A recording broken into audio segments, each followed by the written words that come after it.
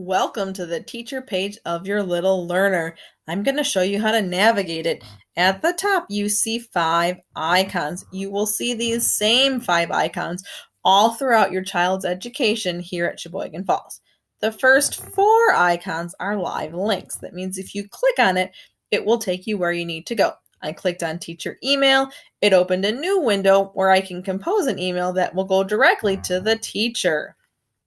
The first icon is for Google Meet to set up a video meeting with the teacher. The second icon is for teacher email. The third icon is for Infinite Campus. The fourth icon is a calendar. And the fifth icon is not a live link. It just lists your child's teacher's phone number. At the bottom, there are more icons and live links. Now, yours may look a little different, but it will hold some of the same information. There will be a link to the weekly school calendar. Click here to find out exactly what your child will be learning in school each week. There will be a link to virtual learning resources. There also will be a link to Seesaw.